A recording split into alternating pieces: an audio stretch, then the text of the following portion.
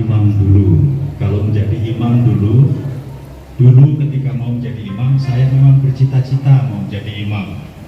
Ketika di asrama Kota Bumi, Menteri Agama melarang misionaris asing datang ke Indonesia. Gereja Indonesia harus dipelihara sendiri oleh orang Indonesia. Saya dalam hati, apakah mungkin saya ikut ambil bagian memelihara gereja Indonesia?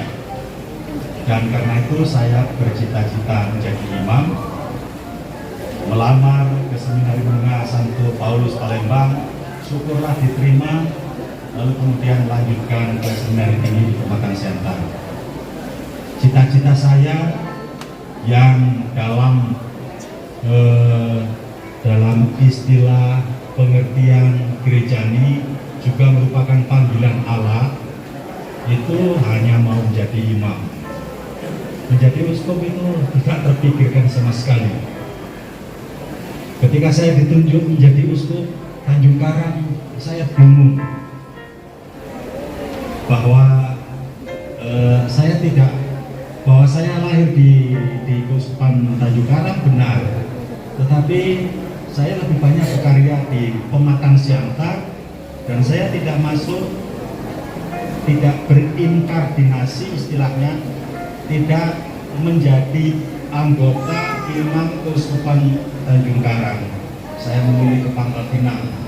Mengapa? Karena dulu di sana imam-imamnya sangat sedikit, sudah tua-tua, dan cita-cita saya kan ingin ambil bagian memelihara gereja Indonesia. Maka saya ke sana. Tidak terpikirkan, tidak pernah memikirkan, tidak pernah mencari tahu bagaimana seluk-beluk, bagaimana kesulitan, kelebihan, kekurangan Keuskupan Tanjung Karang. Maka ketika di Seminari Tinggi disuruh pulang ke Tanjung Karang untuk menjadi uskup Tanjung Karang, saya bingung. Tetapi karena saya sudah menjadi imam, dan imam itu taat pada atasannya adalah uskup, dan di atas uskup masih ada lagi. Ketika duta besar mengatakan kepada saya, kamu kembali ke Tanjung Karang jadi uskup di sana, saya hanya bisa mengatakan, saya laksanakan, saya taat. Imam itu menghidupi ketiga taatan, ketiga janji: selibat, taat, dan hidup sederhana. Karena saya sudah imam, dan ketika saya diperintahkan untuk pergi kemana, saya taat. Karena itu maka menjadi uskup itu bukan cita-cita. Andai kan saya boleh tidak taat, saya memilih menjadi imam saja. Ketika kemudian dari sini, setelah rasanya nyaman 8 tahun, disuruh ke Palembang, saya juga bingung karena tidak mengenal juga Keuskupan Agung Palembang. Tetapi karena saya imam, apalagi uskup, punya atasan yang harus saya taati, maka ketika disuruh ke sana, ya saya ingin mengungkapkan iman saya itu, iman taat setia pada gereja Katolik dan pada para pimpinannya, maka saya juga berangkat. Tidak berarti bahwa saya hebat-hebat, tidak berarti bahwa saya bisa bekerja dengan baik, tetapi saya meyakini diri saya akan bisa bekerja karena mempunyai rekan-rekan imam. Di sini selama 8 tahun bersama dengan Romo P dan kawan-kawan Romo yang 45 tadi, di sana juga ada banyak Romo yang jumlahnya imam projo sekitar itu 48 kalau tidak salah. Masih ada beberapa imam tarekat yang merupakan rekan kerja. Bersama dengan mereka saya bisa mengurusi gereja di sini dan di sana. Di sini maupun di sana ada begitu banyak tempat yang seharusnya memerlukan kehadiran Romo. Paroki Metro hampir 8.000, imamnya yang bekerja untuk umat hanya 2. Memang ada beberapa imam SY di asrama Delonian yang mengurusi sekolah mereka, tetapi yang ngurusi umat hanya 2, itu pun dari Semarang, bukan Imam Keuskupan Tanjung Karang. Di Kalirejo jumlah umatnya 5 ribuan, dulu 8 ribuan, setelah dibagi dengan Sukoharjo menjadi sekitar 5.000 atau sampai 6.000. Itu hanya dilayani juga dengan 2 imam. Di Palembang ada begitu banyak wilayah yang begitu jauh dari paroki, tetapi di situ menjanjikan. Artinya perkembangan umat cukup subur. Andaikan saya mempunyai banyak imam dan cukup, saya bisa menempatkan imam-imam yang dari paroki jauhnya 2-3 jam perjalanan. Ada yang 4 jam perjalanan. Dari stasi itu kalau telepon romonya, Romo kami ada yang sakit minta minyak suci, romonya datang dari paroki 3 atau 4 jam, sampai di situ sudah meninggal, tidak sempat di minyak suci. Andai kan saya punya romo banyak, di situ saya tempatkan romo, di sana saya tempatkan romo, dan saya sedang mencari kongregasi untuk hadir di Palembang, untuk saya tempatkan di pusat-pusat pastoral yang baru yang kami rencanakan, semacam unit pastoral. Memang calon imam untuk Keuskupan Tanjung Karang lumayan di Seminari Tinggi 1 Petrus. Calon imam Keuskupan Agung Palembang juga lumayan di Seminari Tinggi 1 Petrus yang Projo maksud saya.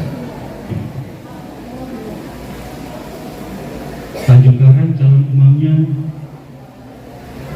ada hampir 100 di Seminari Tinggi 1 Petrus. Palembang juga. Tetapi yang sedang di sana sekarang hanya 22. Yang 78 masih di sini.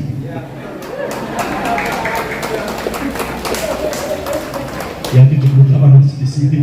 Yang di Palembang juga kira-kira 100, tetapi yang 70-an itu masih tersebar di paroki-paroki di Keuskupan Agung Palembang. Tidak tahu entah kapan mereka akan ke Pematang Siantar. Masih dipendam dalam hati, iya kan? Iya kan? Masih dipendam dalam hati. Setelah saya di sini ada 3 tarekat, saya kira suster yang saya hadirkan di sini. Mereka dari ACH, dari Alma, dari SND tadi.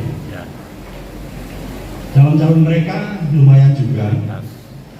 Setiap tahun saya kira 2 atau 3 dari Tanjung Karang masing-masing tarekat itu. Yang berangkat, yang belum berangkat masih puluhan, antara lain yang ada di depan saya.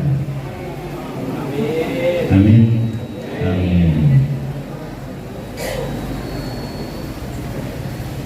Itu tadi pertanyaan ya? Itu tadi katanya? Oh ya. Tanggal 1 yang lalu saya baru pulang dari Bangkok. Bangkok itu mana? Thailand. 20 hari di sana. Penopit baru pulang dari Bali bersama rombongan dari sini. Berapa hari cuma? 8 hari. Padahal di negeri sendiri saya 20 hari di Bangkok. Hanya saya bukan jalan-jalan, bukan piknik, bukan ziarah. Saya ikut rapat para bapak uskup se-Asia dari masing-masing negara, perwakilan saja. Dari Indonesia 11 kami berangkat. Kami di sana mendengarkan banyak cerita mengenai gereja Katolik di negara-negara di Asia. Para uskup yang datang berasal dari 29 negara, termasuk dari Ulan Bator atau Mongolia, yang di satu negara itu ada 3 paroki saja. Jumlah umatnya hanya 1.500. 3 paroki 1.500, yang 500 berasal dari luar negeri, artinya bukan orang setempat, sedikit sekali. Tetapi di India ada 180-an keuskupan, bukan hanya jumlah umat dan pastor. 180-an keuskupan sebanding di Filipina saya kira 80-an sekian keuskupan. Di negara Asia ini hanya Filipina dan Timor Leste yang mayoritas Katolik.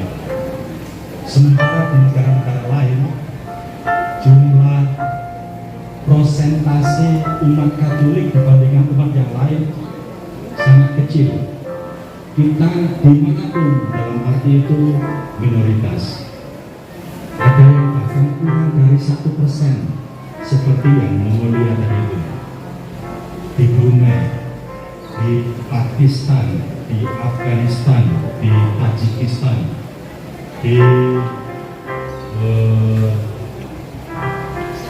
yang justru menarik adalah di Vietnam, negara komunis itu, tetapi umat Katolik tumbuh subur. Di Laos, di Kamboja, di Korea Selatan, negara yang sangat maju itu, umat Katoliknya lebih dari 3 atau 4%. Yang lain-lain. Brother.